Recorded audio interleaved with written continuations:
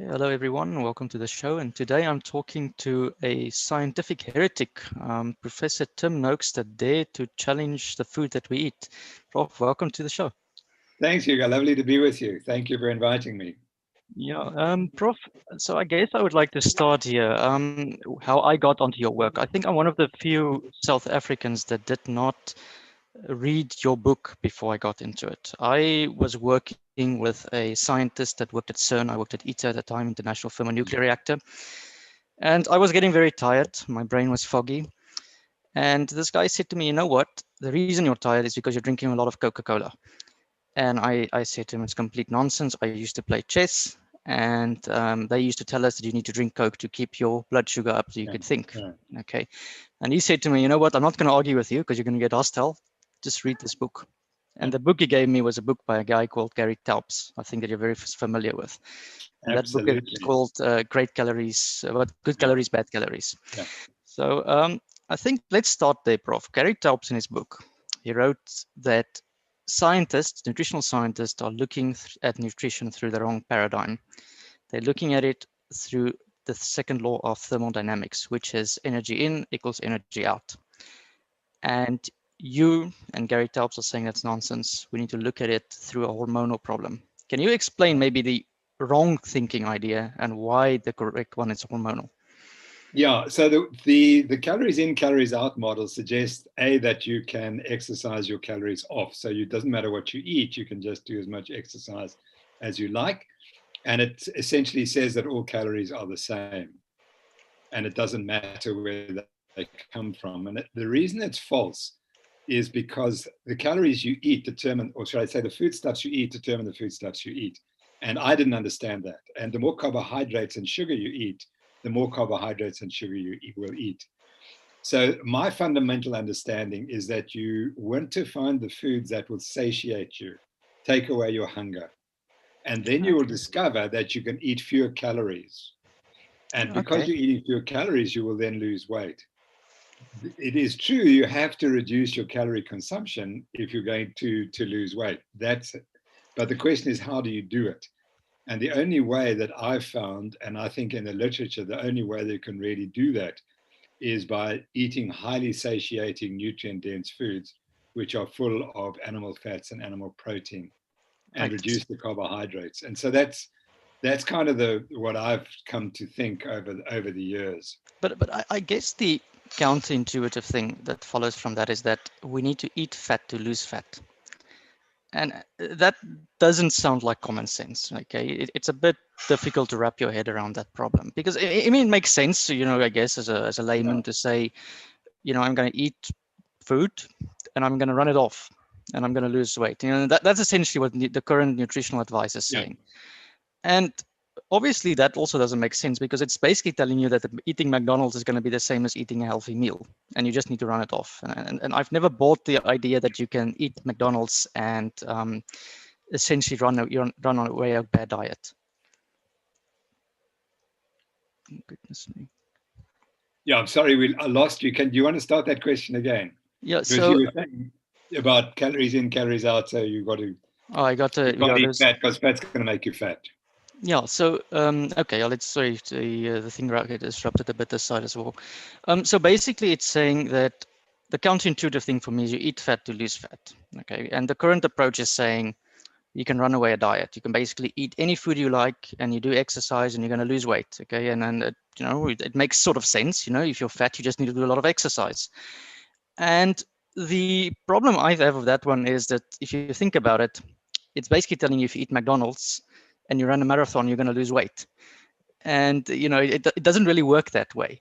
So I guess this is why it's so counterintuitive to people. You eat fat to lose fat, and it makes little difference, actually. The amount of food probably makes difference, but it's not the primary driving mechanism. So I think if you can just, you know, explain why eating fat makes you lose fat. Yeah. So you respond to your appetite. That's what drives the number of calories that you eat. And appetite doesn't respond equally to all calories. It responds quite differently to the nature of the calories that you're eating. And if they're coming from fat and protein, they are highly satiating so that you become your appetite turns off very quickly. And so you eat fewer calories. And it's absolutely clear that that is the case. Whereas on the other hand, if you eat carbohydrates and refined carbohydrates and sugar, you don't turn your appetite off. Within 3 hours, you're hungry again. And I always ask people, listen, there's a simple experiment you can do. Have your normal breakfast, your cornflakes and your bananas and orange juice and your juices, etc., and see how quickly you get hungry. And of course, it's 3 hours later. But then sit down and eat a steak or bacon and eggs and fill yourself so that you can't eat any more fat or protein. You can always add more sugar in, so you don't talk about sugar. Right. And that's the irony, is once you get full from from protein and fat, you can still eat the dessert. And you have to learn not to do that. So you then ask them, and then they come back the next day and they say, gosh, I only got hungry at 4 o'clock in the afternoon. And then you just say, well, what more evidence do you need that it's not the calories in? It's the influence on your appetite that is critically important. And So, the reason sugar gives us appetite is because there's a hormone that makes us hungry, correct? And sugar, yeah, that hormone loves sugar, it triggers it. well, sugar is largely addictive. So it's like an addiction, so that you always look for it again. It's like having a cigarette or a drink. If you're alcoholic, you'll go out immediately and search for the same product again. So, or the same substance. So that's what happens with those, particularly with sugar. And sugar is the most addictive. And what we find in dealing with patients is that the ones who succeed are the ones who get rid of their sugar addiction. And you literally can't control your weight if you have a sugar addiction. It's impossible. You've got to control the sugar addiction So I to want to get the weight loss. show So my... anyway, there are many studies and all the meta-analyses. Can I just finish this point? Oh, yeah, sure. All the meta-analyses show that the two worst pieces of advice in terms of weight loss are exercise alone or exercise and diet. They made no difference. Over 1 year, they make absolutely no difference whatsoever to your weight. The weight, and these are meta-analyses, these are large studies. So that's the science. So why should we be arguing about it? It's absolutely proven in the literature that the exercise alone or exercise and diet make no difference in the long term to your weight. But again, that still sounds, to just play a bit of devil's advocate, that still sounds so counterintuitive. Yeah. We are taught since we are young, look, you're fat, you're just lazy. Now, I want to, give myself as a bit of an example here. I never did a lot of exercise, okay, because I used to drink a lot of Coke. I was never fat, but I didn't have energy. And the idea is only since I started changing the diet, I effectively started wanting to do exercise. It's actually very interesting that once you eat a very rich fatty diet, it's as if your body's got energy. And I think that's also the counterintuitive thing, is we do exercise because we have energy. We cannot exercise.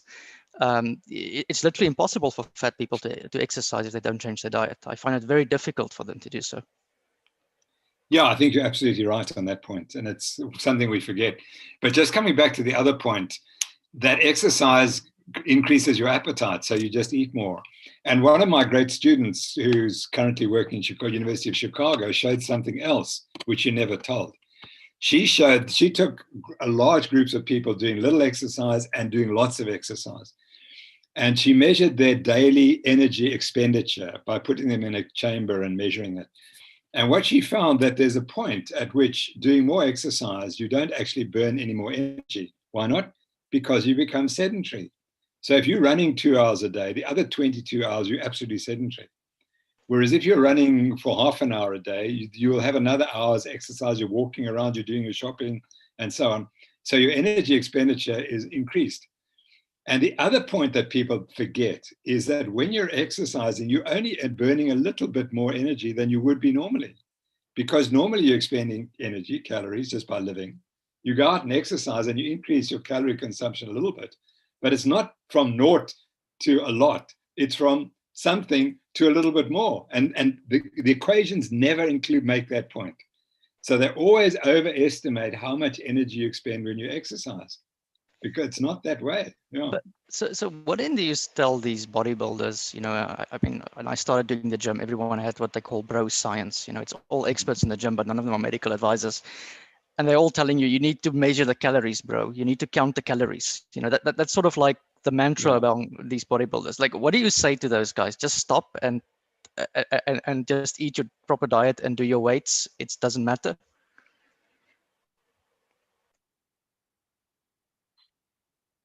Yeah, you see, but they would be restricting. And that if you want to restrict and give yourself support and encouragement to restrict, then counting calories might work.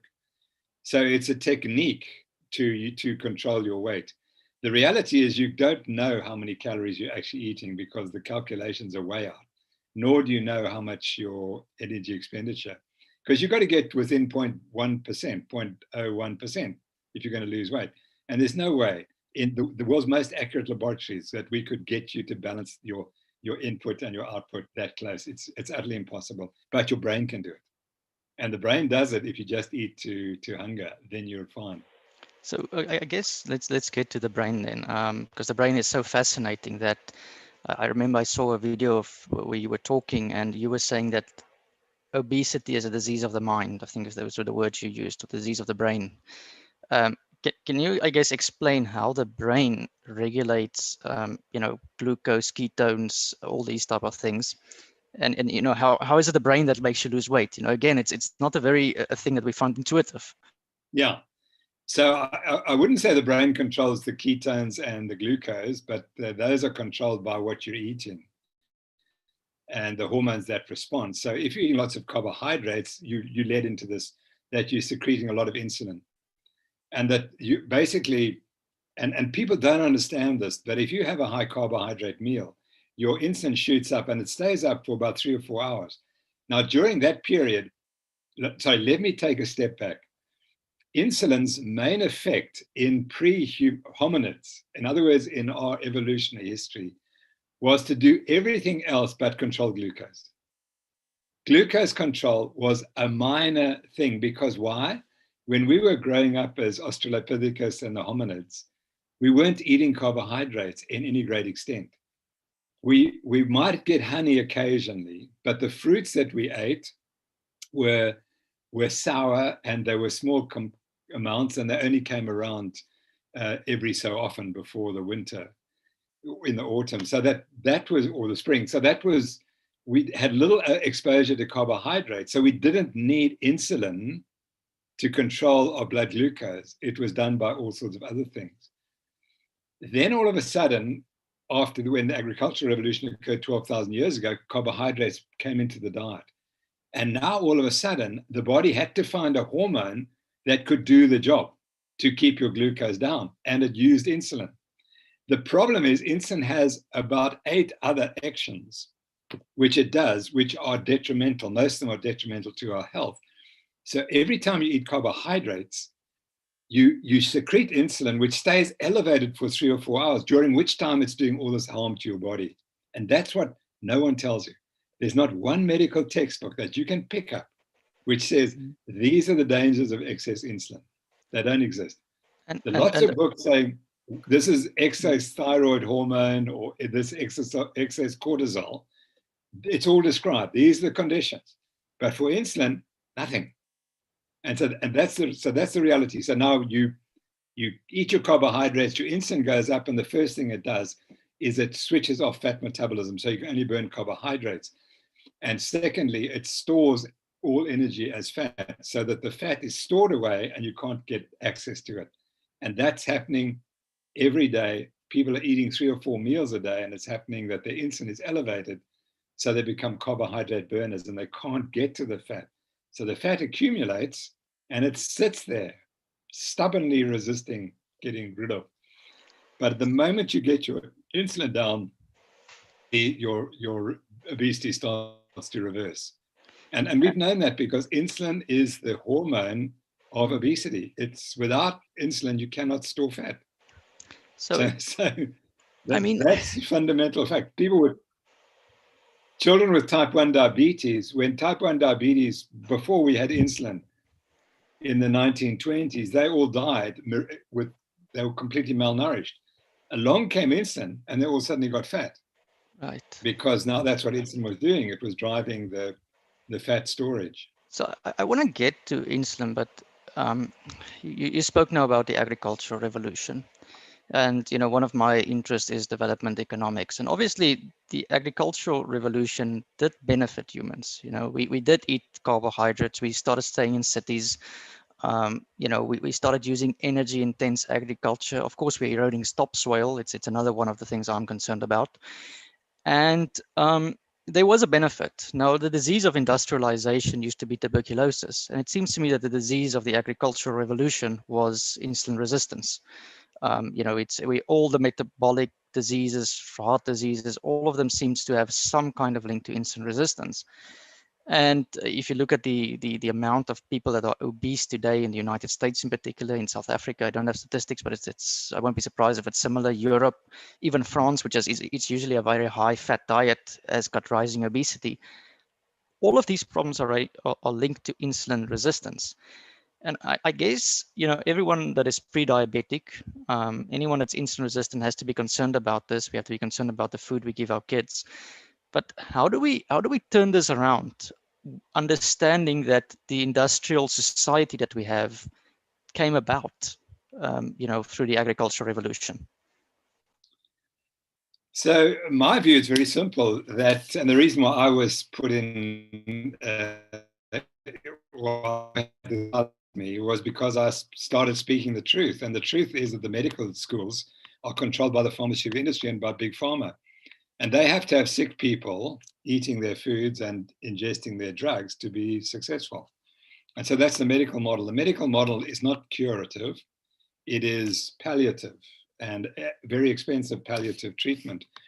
So there's no medical doctor in the world, or very few, who are ever taught about insulin resistance. It's astonishing. Insulin resistance is the most prevalent condition in modern humans, but is not taught in medical schools.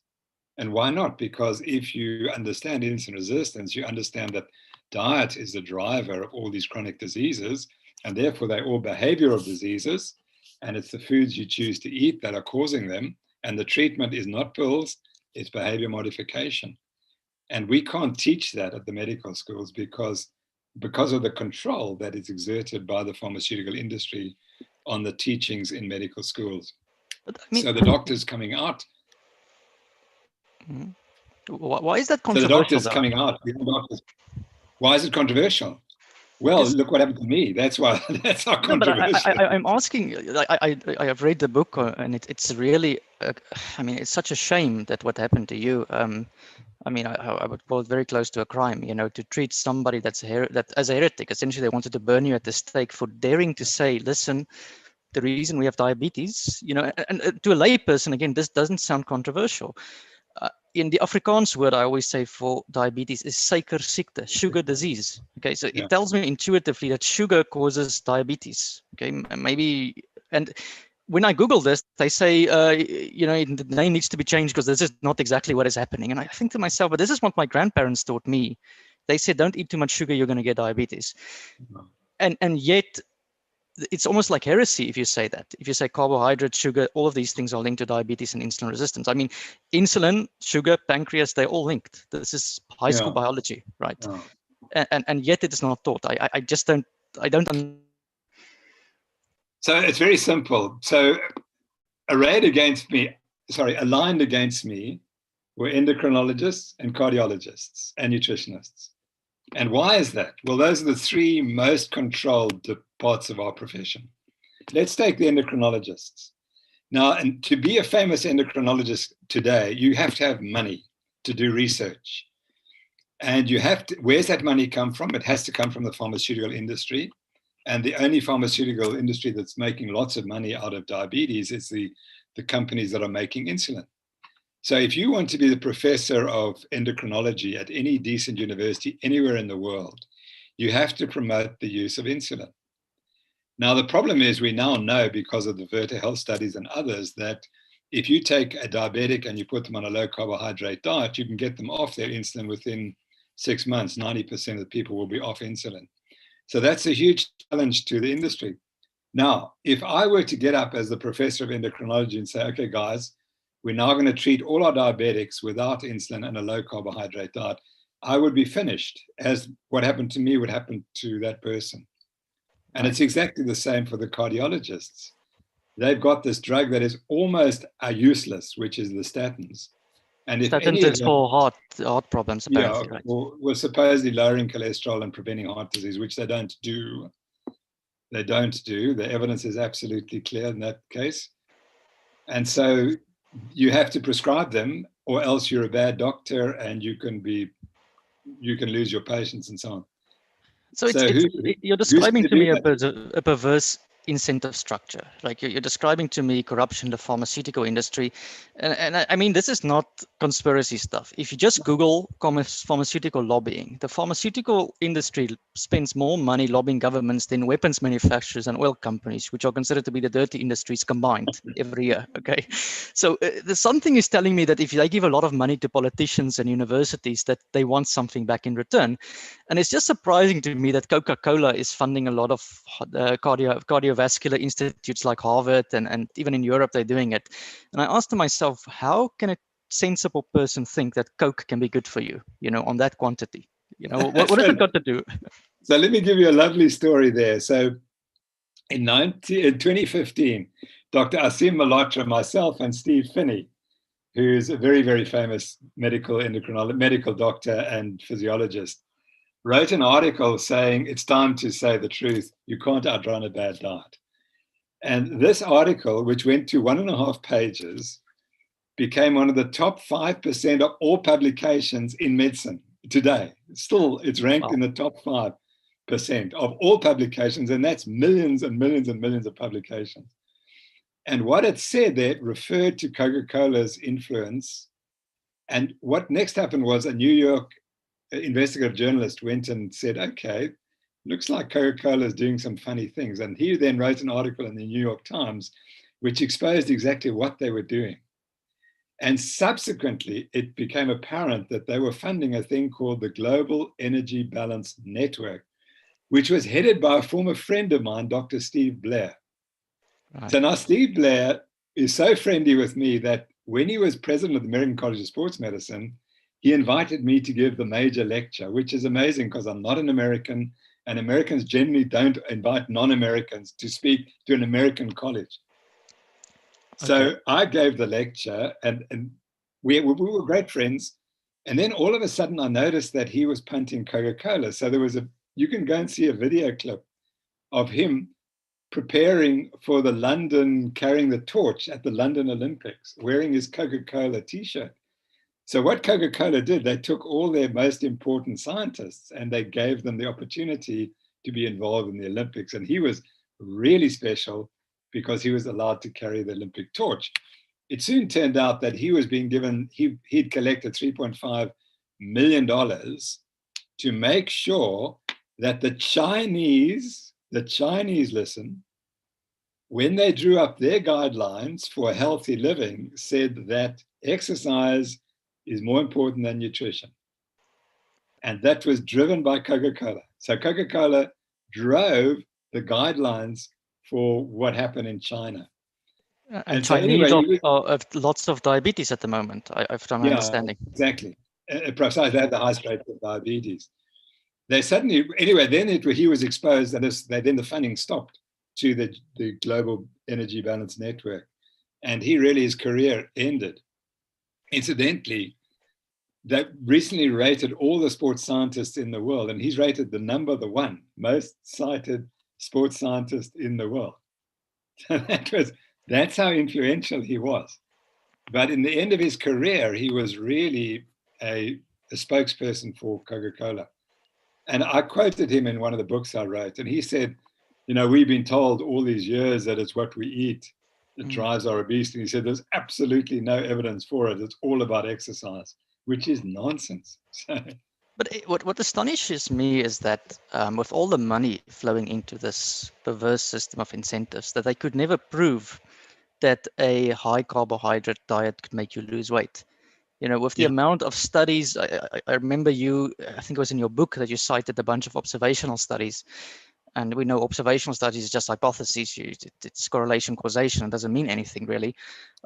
You cited a lot of this, but they could never prove it in a medical trial. They could never prove it with causation.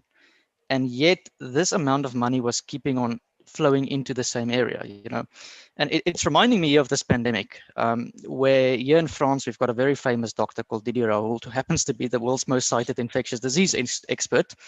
He happens to be I think the second most cited scientist in all of France.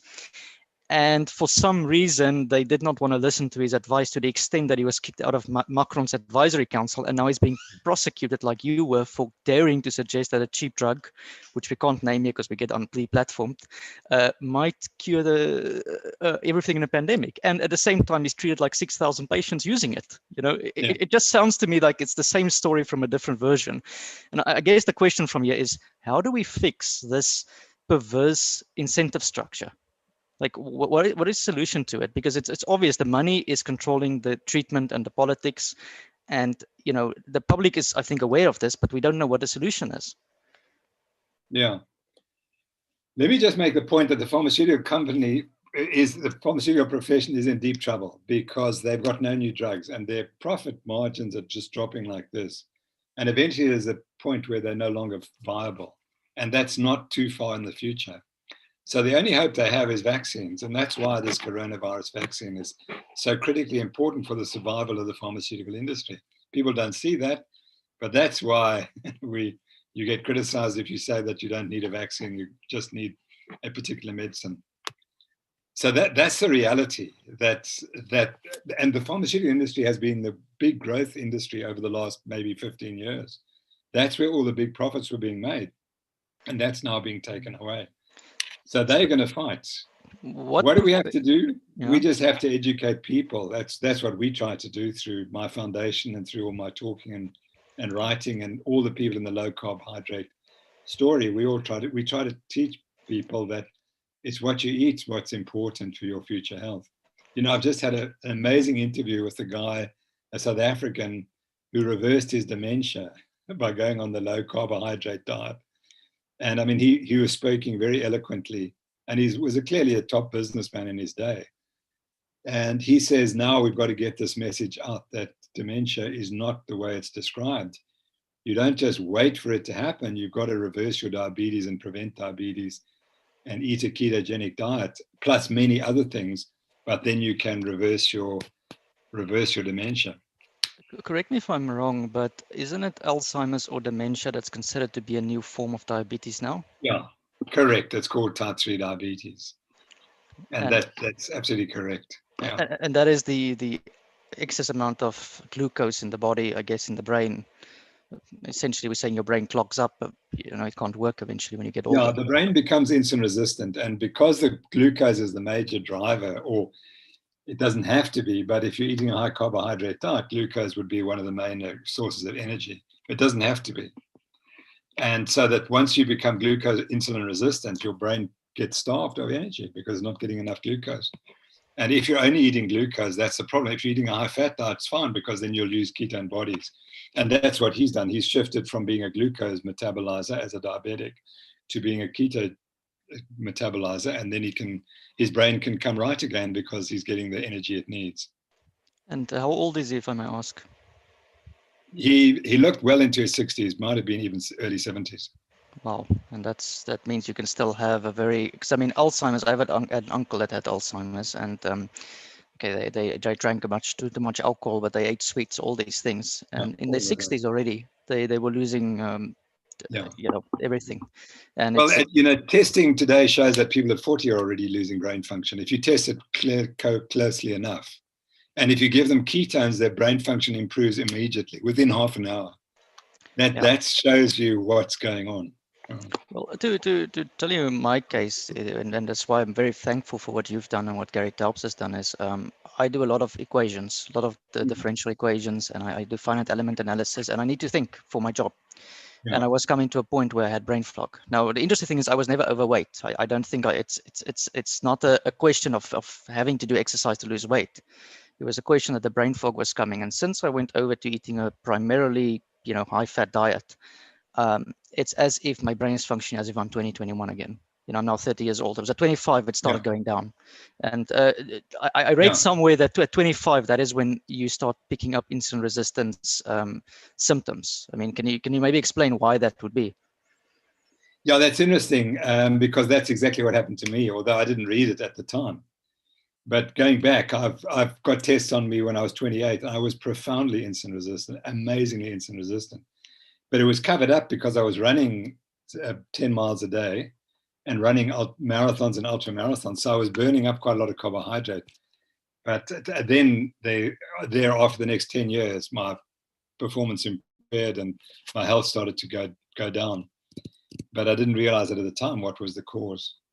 So Well, yes, for some reason, I think you can cope up to about 25, probably because you've got lots of insulin to secrete. Your pancreas can secrete lots of insulin, and your tissues are still a little bit insulin sensitive. But the more insulin you secrete, the more insulin resistant you become. And it takes some years for that to develop. And I think there's a genetic factor as well. So there's a kid of 3 who developed type 2 diabetes. So that child was profoundly insulin resistant and developed very rapidly type 2 diabetes. But for most people, I think if you notice it at 25, then you're on an early trajectory to type 2 diabetes. and can you recover insulin sensitivity? Can your cells, you can't? I don't think so. I mean, I think you can a little bit. The problem is that the insulin resistance isn't the problem. It's the diet that's the problem. So if you're insulin resistant and you avoid carbs, you're going to live forever. It's not a problem. It's the combination of insulin resistance and the high carbohydrate diet that's the problem. Right. Insulin resistance probably has some benefits, and that's why humans are insulin resistant. That why would we carry this gene or this tendency towards insulin resistance if it didn't have benefit? And the benefit would have been we could starve for longer and we could fast for longer, so we didn't need food all the time. But I guess coming to the dangers of insulin resistance, because it's the driver of all the diseases of the agricultural revolution, of modern industrialization. I don't think there's an industrial society today that doesn't have high levels of diabetes and insulin resistance. Interesting thing, my wife is Iranian. The Iranians used to eat a lot of grain. They're one of the first countries to do it, but it was only the Shah, only the king. Her mother told us they never ate rice when they were young. They That's ate a little bit interesting. of bread, but they did not eat rice. It was only the rich people that could afford rice. And Yeah, because of the new methods, there's a lot of doctors reckoning now that rice is what is causing insulin resistance in Iran. Because that's I read in your very, book, you said Persia went over to rice first. That is that's right. correct, but it was only the rich, Yeah. Well, in South Africa, the Zulu, Shaka Zulu and Dingaan were then followed by, I don't know what the next king, I'm not sure what his name was, but Mpanda. he was lethargic and he ate lots of sugar and he developed diabetes. And in the Zulu culture, that it's called the king's disease. So he got so fat that he had to be carried around on a skin. He couldn't walk anymore. And that was the beginning of the problems for obesity and diabetes amongst the Zulu speaking South Africans. And also, I guess in Africa, there is a genetic component, unfortunately, and it seems that black people in particular are very susceptible to insulin resistance, as opposed to Europeans. Is there evidence for that, or is it just rather causational, Well, observational? what I can tell you is that most societies which eat their traditional diets and where they're eating lots of meat, they're the ones, they are very insulin resistant. You take the Australian Aborigines and most of the people in the islands, the Pacific Islanders, who've lived on coconut and fish most of their lives, never seen grains, they are profoundly insulin resistant. And the moment you introduce sugar and carbohydrates, their diabetes rates go through the roof. So the highest rates of diabetes are, in fact, in the Pacific Islanders. And Wow. so in South Africa, and people don't understand this, when was maize introduced into South Africa as a staple diet?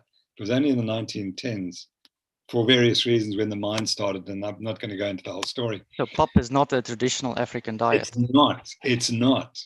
When the Nguni tribes entered southern Africa, they brought their cattle with them. They brought their Nguni cattle, and they were the prized possessions were the Nguni cattle, and they were clearly eating meat. And what would you have done? There were so many antelope around. Would you not have eaten the antelope? They would have been easy to catch, the babies or whatever. To think that the Nguni people were not eating mainly a meat-based diet is ludicrous. The rinderpest came along and wiped out their cattle, and then Zulu speakers, Xhosa speakers moved into the cities, and that's when they got the diabetes and the obesity problems. So I guess here's a danger to this whole thing about diets, because diets are being politicized, and it's really worrying to me in Europe that we've got a very strong green movement here going for. First of all, one of my pet peeves is renewable energies. I think it's oversold, and it's not what it's meant to be. It's actually more destructive for the environment. But to get into it, they also saying we need to go over to a vegan diet. There's governments in Europe that are now considering that they want to suggest we eat less meat because they suggest that cows are emitting carbon dioxide to the atmosphere.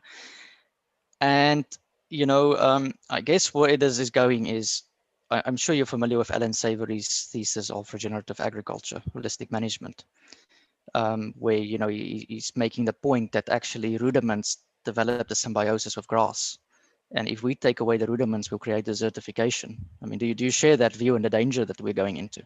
Absolutely, and more than that, I wish these politicians would come to Africa and see the stunting and the starvation. When you take animal protein out of the diet, you get stunting and malnutrition. You can't raise children without animal protein and animal fats, and that's part of the reason why I went to trial.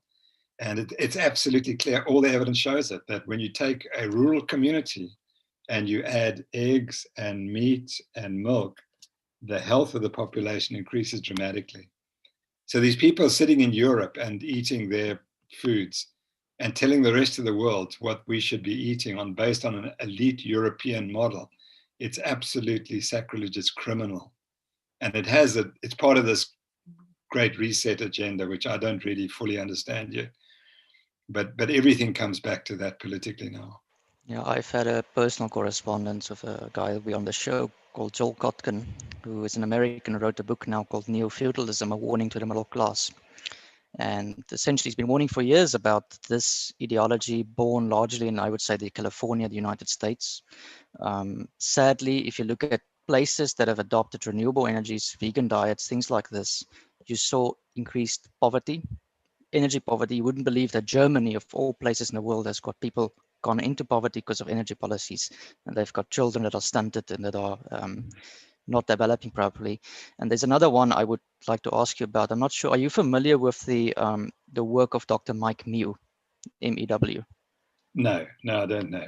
So Mike Mew is an orthodontist, I think it is, he's got a different way for them.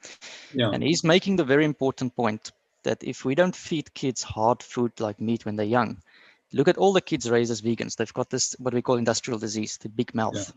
Yeah. Now, I understand that comes from Weston Price's work in the 1930s. He was the first to show that the change in the dental structure.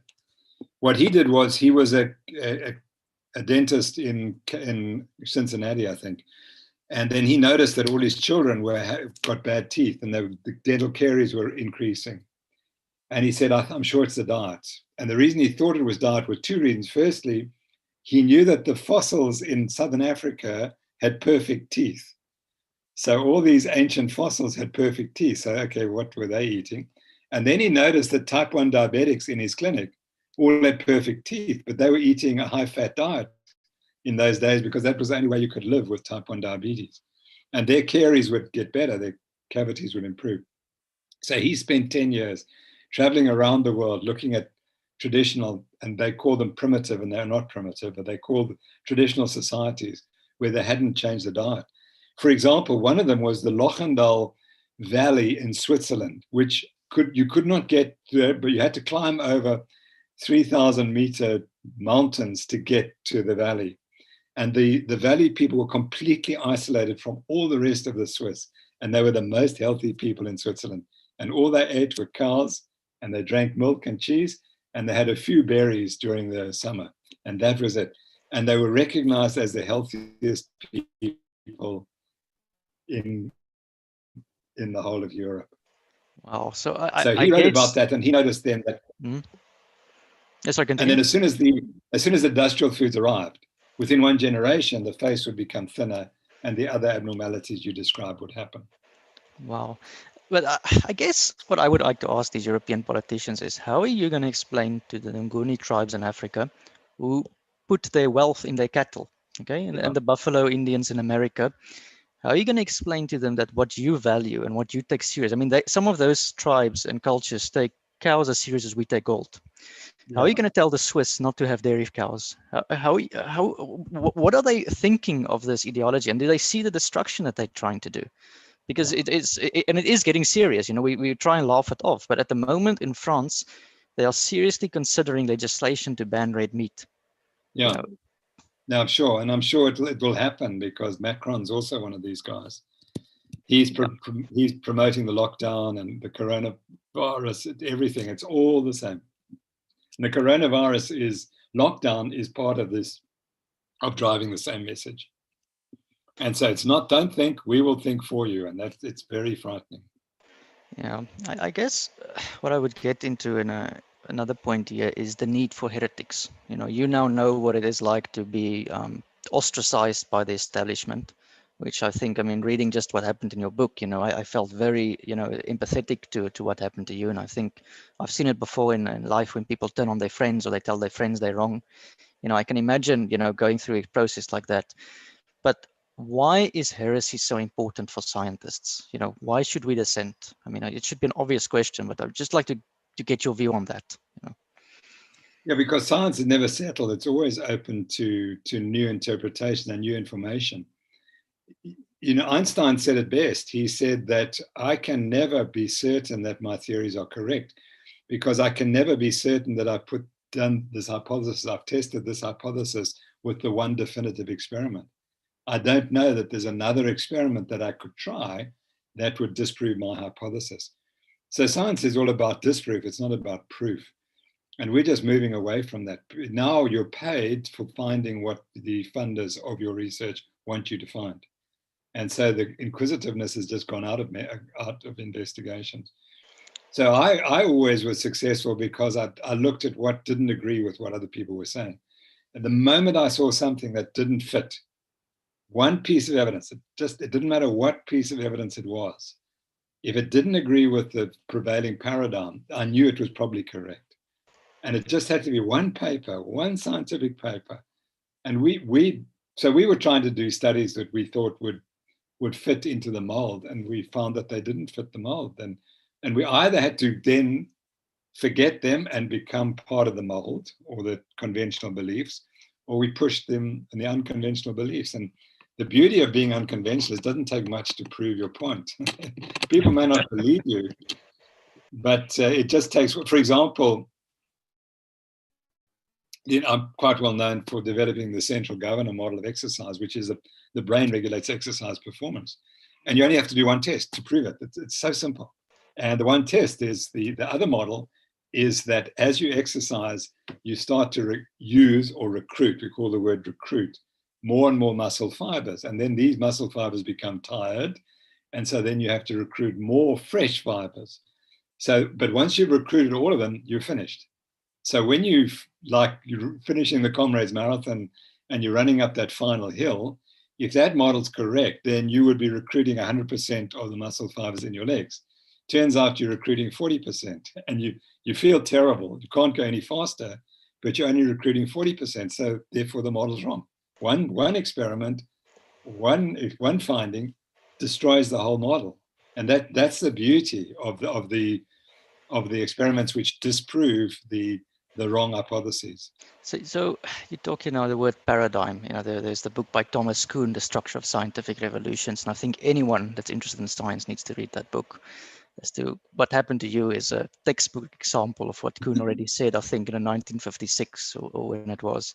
It is that when scientists tend to agree when you go on the margins of their belief. They're okay if you disagree on their margins, but if you Yeah. go against the fundamental premise of their belief, you find hostility. And I think that is exactly what happened to you. And you're not the first one. But Galileo had a pretty tough time. But what was really interesting was that when we faced up to these people, they had nothing to say in court. They produced no evidence whatsoever. It was astonishing. I could not believe the defense they produced was so weak. And the answer is because they defended and they never attacked. They're always in a group that all agree with them. So they always say the same rubbish and everyone agrees with them. So when someone comes along and says, well, actually, let's look at what you just said. How can it be true? Where's the evidence? They have no hope. They just can't cope with it. So I had Professor Herman Gilumeo, who's the world expert on apartheid, Yeah. on this show 2 weekends ago, I think 2 or 3 weekends ago. And I asked him a question on this line, and I said to him, as an academic, and I believe he was a former colleague of you at University of Cape Town as well. That's right. I said to him, what is the lesson that you've got to academics? And he said to me, well, the problem with academics is they're in the ivory tower. They don't realize they're dogmatic. And ultimately, you need to bring your ideas to the marketplace. Yeah. And I think this is what went missing here. The marketplace is common sense. It's the assumption that the guy on the street is not an idiot because he doesn't have a science. He didn't go through the research and the stuff. And if you can't convince him, you're probably not convincing in your own argument. That's a brilliant statement. I'll give you another extension of that. If you work in a hospital, and we talked about hospitals and drugs and being paid, etc. Of 600 people who have a condition out in the community, one comes to see you. The other 599 are treated differently by other people, and they cope. Somehow they cope. And you see the one person of the 600, and you assume you're seeing all 600, and you're on. So you are seeing a tiny, tiny, tiny microcosm of the truth, the reality. And I mean, I see it. One of the endocrinologists I argued with all these years, who promotes a high carbohydrate diet, she also happens to be involved in chronic disease in the Western Cape. Well, chronic disease in the Western Cape has just gone like this in her tenure for 20 years. So why didn't she actually get out of the hospital and go and look and see, oh my gosh, what we're saying doesn't work? There was another classic example. The professor, one of my professors of medicine, he's retired now, he has a series of lectures named after him. And the first guy he asks is a cardiologist who'd worked under him. And this cardiologist, who now works in America, comes to Cape Town and gives a lecture. And he says the reason why Cape Townians have so much heart disease in the poor communities is because they're eating so much fat. Which is unbelievable, because we work in the communities and we know they eat almost no fat. It's all carbohydrates and sugar. And that's what's driving the obesity and the diabetes. But because he's fixed in the paradigm and you must take a statin because the fats are making you get heart disease, when he comes to Cape Town and he's asked that question, he has to fit it into his model. But if he just went out into the community and looked and saw what the situation is, it would be the exact opposite. And in fact, the professors who wrote this dreadful letter about me, and which sort of sparked off my trial, they said exactly the same. They said the Banting diet is causing all the medical conditions in South Africa. Hold it. The Banting diet. So that means all South Africans are eating the Banting diet. All South Africans are getting sick. I said, when did you last ask your patient what they're eating? Oh, no, I didn't know that. I never did.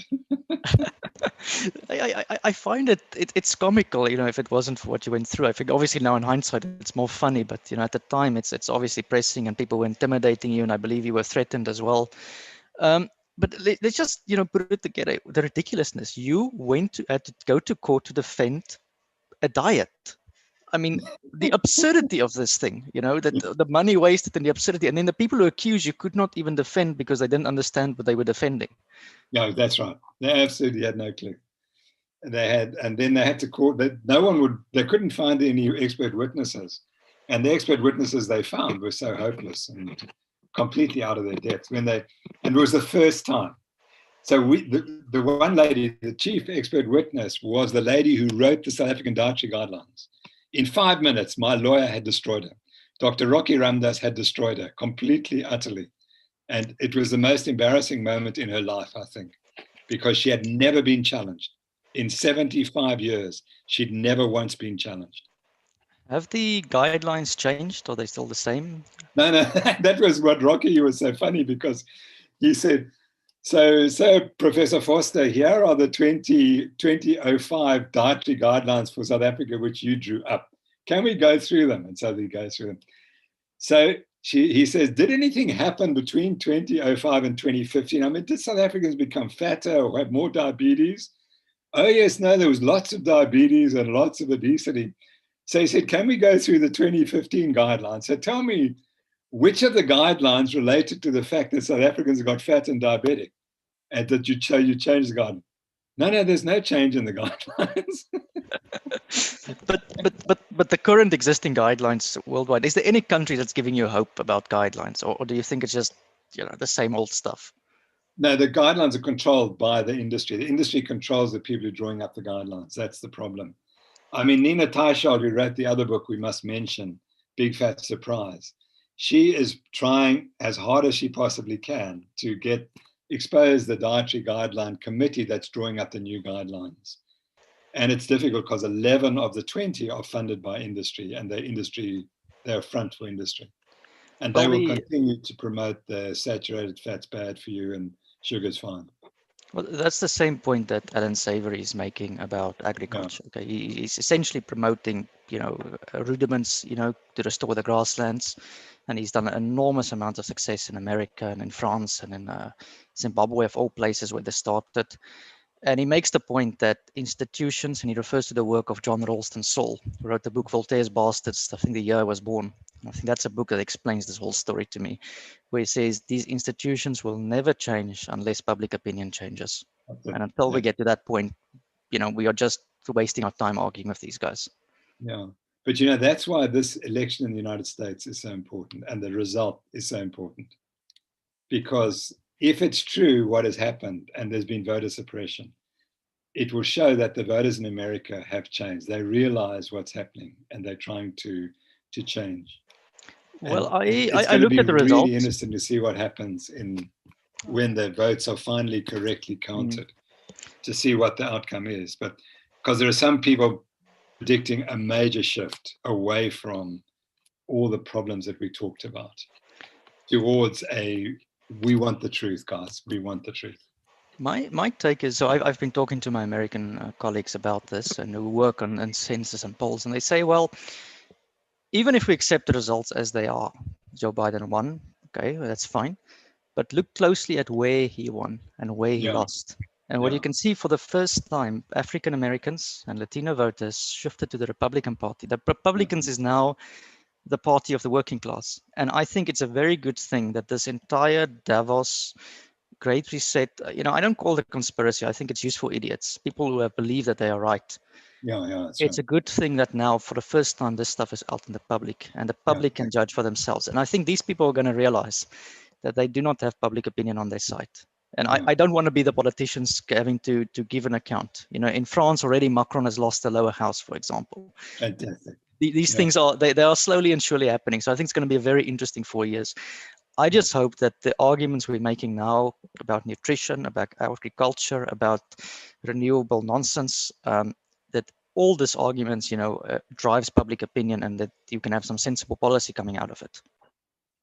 Yeah, that's what I'm hoping for. Yeah. So I've got a few questions here. Oh, yeah, sorry, continue. Sure. We're going to have to stop in 5 minutes because I've got another interview at 4. So let's carry on. So I've got a quick question here. Somebody says, does the keto diet fit everyone? Is it recommended for young children as well? Because there's a lot of emphasis out there saying carbs is good for the growth of kids, and milk and dairy is becoming controversial. It's a European asking me this. I'm sorry.